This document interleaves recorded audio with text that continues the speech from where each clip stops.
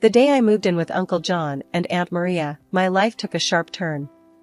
Their house was nothing like the warm, loving home I'd lost. It was colder, stricter, a place where laughter seemed to echo with a hint of bitterness.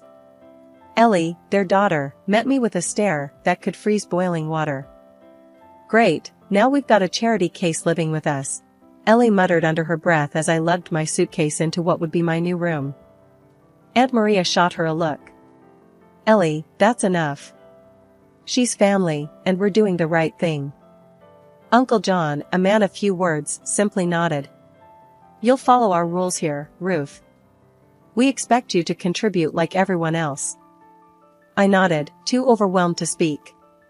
I was just 11, trying to find my footing in a world that had suddenly turned upside down after my parents died in a car accident. The first few days were a blur of new rules and chores. Ellie made sure to remind me of my place at every turn. "Why are you even here? You're not really one of us," she sneered one day as we washed dishes. "Just a little orphan girl living off our charity." I clenched my jaw, focusing on the soapy water. "I'm here because your parents took me in," I replied, trying to keep my voice steady. "Yeah, and don't you forget it. You owe us," Ellie snapped back, splashing water in my direction. The nights were the hardest. I'd lie in bed, listening to the silence of the house, missing my parents more than ever. Tears were my only solace, but I never let Ellie or her parents hear me cry. I made a silent vow to myself, I would endure, no matter what. Helping with the housework became my escape. Aunt Maria was particular about how things were done, and I learned quickly to avoid her criticism. "You call this clean?" she'd often scold, pointing at a spot I'd missed on the floor. "Sorry, Aunt Maria. I'll do it again," I'd say, grabbing the mop and going over the spot until she was satisfied. Uncle John was a stern man, his words sparing but sharp. "We're not running a hotel here, Ruth. Pull your weight," he'd remind me, even though I was already doing more chores than Ellie. Ellie, for her part, never missed a chance to make my life harder. She'd hide my sewing supplies, knowing how much I loved to sew, then feign innocence when I couldn't find them. "Looking for these?" she'd taunt, holding my scissors just out of reach. "Maybe if you're nice to me, I'll give them back." But I never retaliated. I kept to myself, burying my hurt and focusing on my sewing. It was my one joy, the thread that connected me to happier times with my parents. I started with doll clothes, moving on to alter whatever old clothes I could find. It wasn't much, but it was mine. Life with Uncle John and Aunt Maria was a mixed bag. They provided a roof over my head, sure, but it was Ellie who made sure I never forgot I was different. Amid the coldness and the chores, I found my escape in a corner of my room with a needle, thread, and old fabrics that whispered promises of transformation. One evening, as I was turning a faded curtain into a skirt, Ellie barged into my room without knocking. "What are you doing with that old rag?" she sneered, her eyes scanning my makeshift sewing station. "Just making something new," I replied, keeping my focus on the fabric under my hands. I wasn't about to let her see how much her words stung. Ellie laughed, a harsh sound that filled the small space. "You think you're some kind of designer? Please. You'll always be wearing hand-me-downs and trash." I bit back a retort, choosing silence over fueling the fire. She shook her head, smirking, and left, leaving a trail of scorn in her wake. The next day at school, I wore the skirt. It wasn't perfect, but it was mine. I paired it with a simple top I'd altered, feeling a mix of pride and nervousness. That's when Kelly, a girl from my class, noticed. "Hey, Ruth, that's a cool skirt. Did you get that downtown?" she asked, eyeing the pattern with genuine interest. I hesitated, then decided on the truth. "No, I made it myself." "Seriously? That's awesome. You've got talent," Kelly said, her words a balm to the sting of Ellie's mockery. Encouraged by Kelly's reaction, I started spending every spare moment sewing. My room became a sanctuary filled with fabric scraps and dreams stitched into reality. Each piece I created was a step away from the identity Ellie and her parents imposed on me. One Saturday, As I was cutting into a dress that Aunt Maria had declared too old, Uncle John walked in. "What's all this?" he grumbled, surveying the mess of fabrics and patterns scattered around. "I'm making something new to wear," I said, trying to keep my voice steady under his scrutiny. He picked up a piece of fabric, twisting it in his hands. "Seems like a waste of time. You should focus on your chores, not play dress up." His words were like a slap, dismissing not just my passion, but my efforts to rise above my circumstances. "It's not a waste," I muttered, but he was already walking away, uninterested in my defense. Despite their disdain, I couldn't stop. Sewing became more than a hobby, it was my rebellion, my claim to an identity they couldn't touch. Each stitch was a word in the narrative I was writing for myself, one where I wasn't just the orphaned niece, but Ruth, the girl who could create beauty from neglect. Things took a sharp turn after I hit 18. Ellie got herself a shiny new car for her birthday, a sleek thing that made my heart sink every time it roared to life. Meanwhile, Uncle John and Aunt Maria suddenly upgraded their lives with fancy gadgets and furniture that seemed out of place in our modest home. It was clear they were living it up, while I was left figuring out how to stretch every penny. One day, as I was mulling over the idea of getting a job post-high school, Aunt Maria dropped a bombshell. "Your parents left you some money for college," she said nonchalantly, as if mentioning the weather. I was stunned. "Really? I had no idea." "Yeah, but there's a catch," Uncle John chimed in, his tone sharp. "You're staying local for college. It's safer, and we can keep an eye on you." My dream of leaving for a big city to study fashion design crumbled. But "No buts," Aunt Maria cut me off. "We've decided. You can thank us later." I swallowed my protests. Arguing was pointless. So, I enrolled in the local college, my dreams of fashion design barely hanging by a thread. Needing to support myself and save for the future, I landed a job as an assistant secretary at a law office nearby. It wasn't glamorous, but it paid the bills. "Look at you, all grown up and working," Ellie sneered one evening as I was sketching designs. "Still playing dress up, I see." "Better than playing spoiled brat," I retorted without looking up. My patience with her was wearing thin. She huffed, clearly annoyed, and stormed out. I couldn't help but smile a little. For once, I had the last word. Despite the setbacks, I didn't give up on fashion. Every evening, after work and classes, I'd dive into my world of sketches and fabrics, transforming Ellie's discarded clothes into pieces that felt like me. It was my rebellion, my way of holding on to the dream, even if it was stitched together from the leftovers of someone else's life.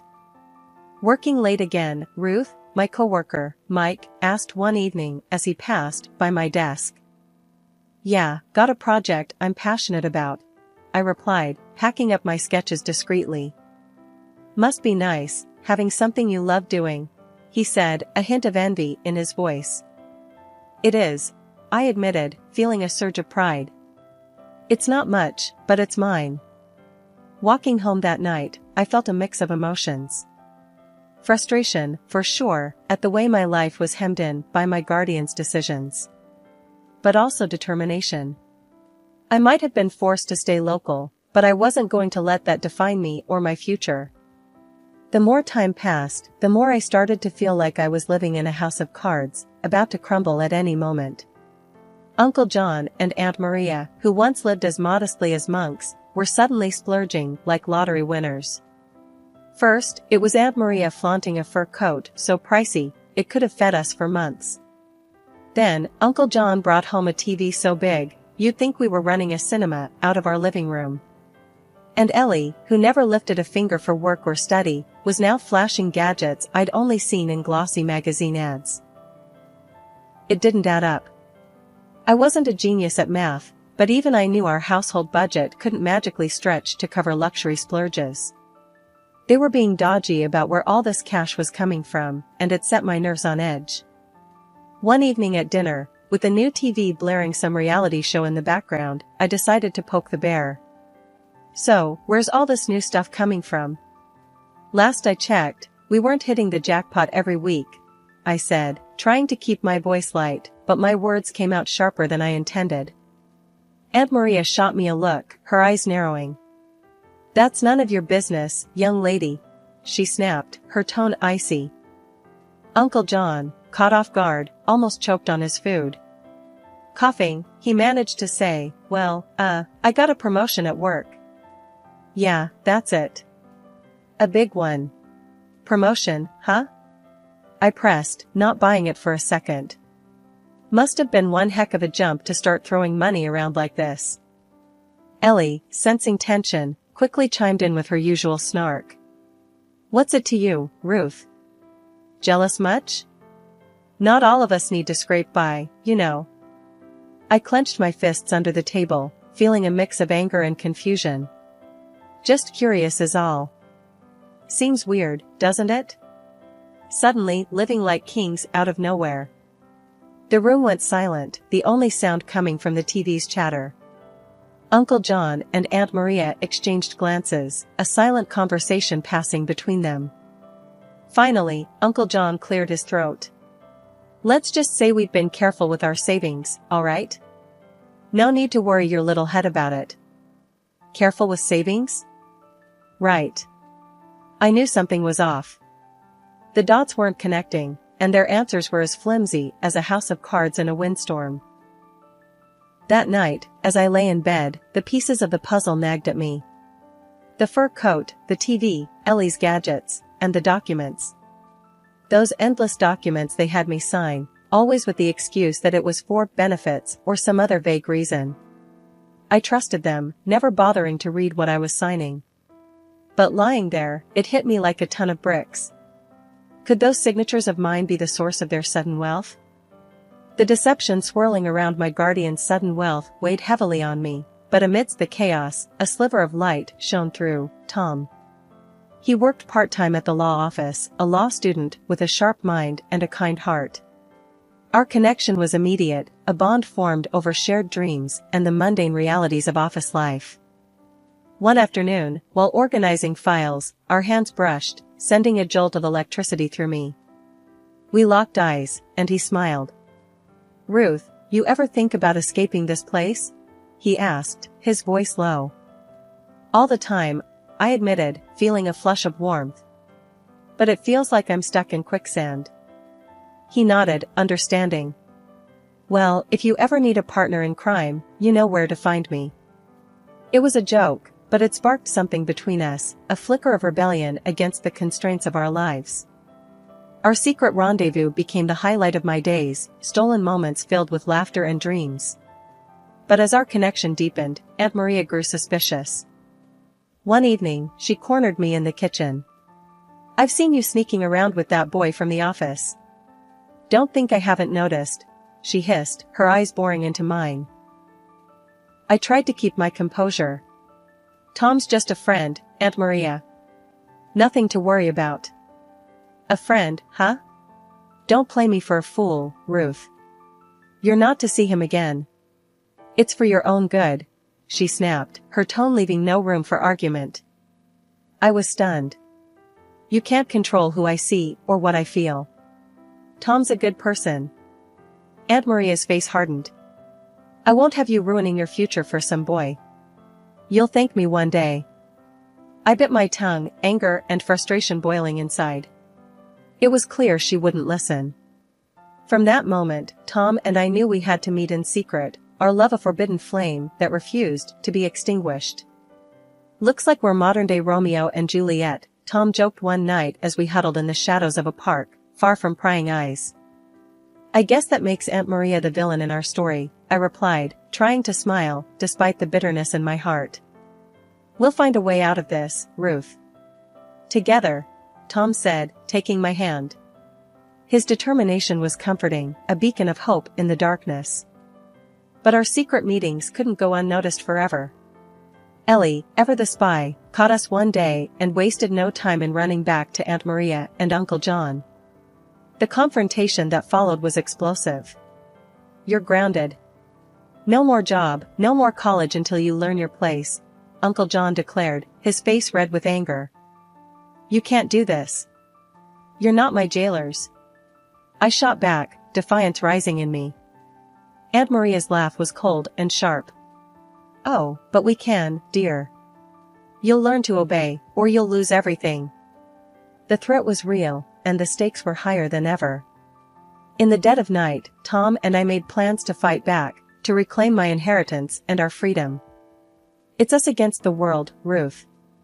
We'll expose their lies and build our own future," Tom whispered, his words a vow I clung to. It was a chilly Thursday evening, the kind where the wind seemed to whisper secrets as it passed.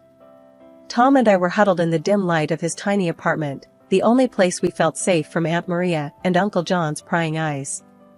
The documents I had secretly photographed lay spread out on the coffee table between us, a silent testament to the betrayal I was about to uncover. "Are you sure you're ready for this, Ruth?" Tom asked, his voice laced with concern. He knew the weight of what we might discover.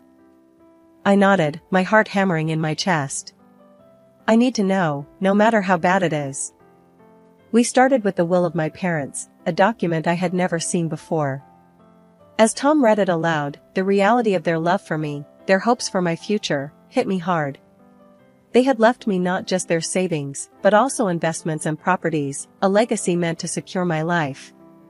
And there, in clear legal language, was the clause about my inheritance coming into full effect at 18.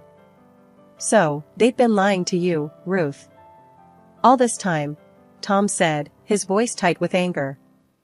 "But why? How could they just use me like this?" The betrayal stung, a bitter pill to swallow.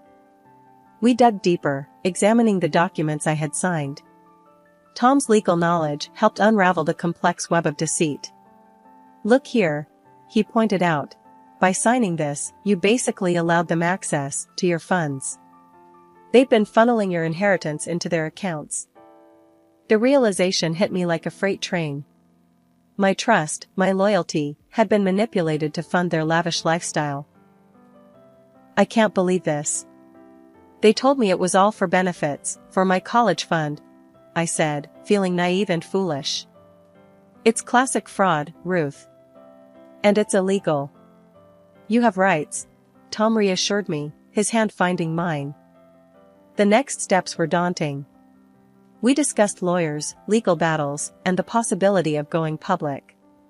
The thought of facing Aunt Maria and Uncle John, exposing them for the frauds they were, made my stomach churn. "We'll need evidence, solid proof that can't be dismissed," Tom said, already plotting our course of action. I was scared, more scared than I'd ever been, but the fire of justice burned within me. "Let's do it. Let's expose them. I can't let them get away with this." The determination in my voice surprised even me. I was no longer the timid girl who had arrived at their doorstep, seeking refuge. I was a woman wronged, ready to claim what was rightfully mine. The plan was set. We would gather more evidence, consult with a lawyer Tom knew, and build a case that would stand up in court. It was going to be a long, hard fight, but I was ready. Ready to face the guardians who had become my oppressors, ready to reclaim my life and my future. The days leading up to the court date were a blur. Tom and I spent every moment poring over documents, meeting with our lawyer, Mr. Henderson, and preparing our case. The evidence was solid, but the thought of facing Aunt Maria and Uncle John in court made my stomach twist in knots. "Remember, it's about the truth," Mr. Henderson reminded me as we sat in his cluttered office, papers strewn about. "Stick to the facts, and we'll get through this." The day of reckoning arrived faster than I had hoped. The courtroom was cold, sterile, and filled with the murmurs of onlookers. Uncle John and Aunt Maria sat across from us, their faces stoic, betraying no sign of guilt.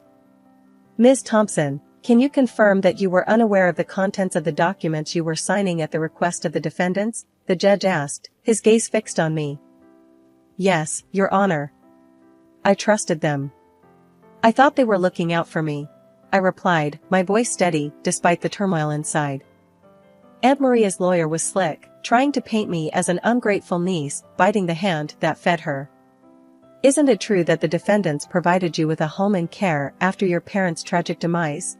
he asked, his tone dripping with insinuation. They did, but that doesn't give them the right to steal my inheritance. I shot back, refusing to be intimidated. The turning point came when Tom took the stand, presenting the financial records we had uncovered. These documents clearly show the transfer of funds from Ms. Thompson's accounts to the defendants, immediately following her signature on the documents they presented to her. He explained, his confidence undercutting the defense's arguments. Aunt Maria and Uncle John squirmed in their seats, their facade finally cracking under the weight of evidence against them. After what felt like an eternity, the judge delivered his verdict. The evidence presented clearly demonstrates a breach of trust and fraudulent activity by the defendants. I hereby order the immediate restitution of all misappropriated funds to Ms. Thompson, along with appropriate penalties for the defendants. The courtroom erupted in murmurs, but all I could hear was the pounding of my heart. Justice had been served. Outside, the sun seemed brighter, the air fresher. "You did it, Ruth. You stood up for yourself," Tom said, wrapping me in a hug. "I couldn't have done it without you," I whispered, feeling a weight lift off my shoulders. With my inheritance rightfully returned, I set my sights on the future. With my inheritance rightfully returned, I set my sights on the future. I started studying to be a designer, fulfilling my long-held dream. It was difficult, but interesting. And it's fair to myself. Years had flown by, turning pages filled with trials into chapters of triumph. My atelier, once just a dream woven from threads of hope and defiance, now stood as a testament to my journey. I had built a name for myself in the city, not just as a fashion designer, but as a symbol of resilience. One afternoon, as the autumn sun cast long shadows across my studio, Ellie barged in, her presence as unwelcome as a storm cloud. Time hadn't been kind to her, the arrogance still hung around her like a tattered cloak, but desperation had etched lines into her face. "Ruth, you gotta help me," she started without a greeting, her voice a mix of demand and despair. "I'm in deep, really deep. I need money." I paused, the shock of her audacity giving way to a cold sense of inevitability. "Ellie, I can't just hand you money. But I can offer you a job. Work for it, earn it." Her reaction was immediate and volcanic. "A job? Are you kidding me? I don't need a job, Ruth, I need cash, and I need it now," she spat, her eyes blazing with anger. I stood my ground, feeling the weight of our shared past heavy between us. "I won't fuel your mistakes, Ellie. A job is all I'm offering. Take it or leave it." Her fury boiled over. "You think you're better than me now, huh? Just because you play dress up for a living?" she sneered, her words laced with venom. "No, Ellie. I worked hard for everything I have. I'm offering you a chance to do the same," I replied, my voice steady. Ellie's laugh was bitter, devoid of humor. "I don't need your charity or your lectures. You'll regret this, Ruth." As she stormed out, I felt a wave of sadness for what we both had lost, but also a deep, unshakable conviction in my choices. I had learned the hard way that no one could save you if you weren't willing to save yourself. Weeks later, news trickled down to me that Aunt Maria and Uncle John's house had been sold off to cover debts. Ellie had vanished, chasing after windfalls that would never come. The cycle of choices and consequences had come full circle. Sitting in my studio, surrounded by the vibrant chaos of creativity, I reflected on the journey. From the ashes of a broken past, I had carved out a space where dreams took shape, where resilience was the fabric of success. Tom, now my husband and partner in every sense, placed a supportive hand on my shoulder. "You okay?" I smiled, leaning into his strength. "Yeah, I am. It's just, life's funny, isn't it? How it all turns out." He squeezed my shoulder gently. "It's not just life, Ruth. It's you. You made this happen. You turned the odds into your masterpiece." As the sun dipped below the horizon, casting a golden glow over the city, I realized he was right. This wasn't just a new chapter, it was a whole new book, one where the pages were filled with the colors of hard-won joy and the quiet strength of redemption.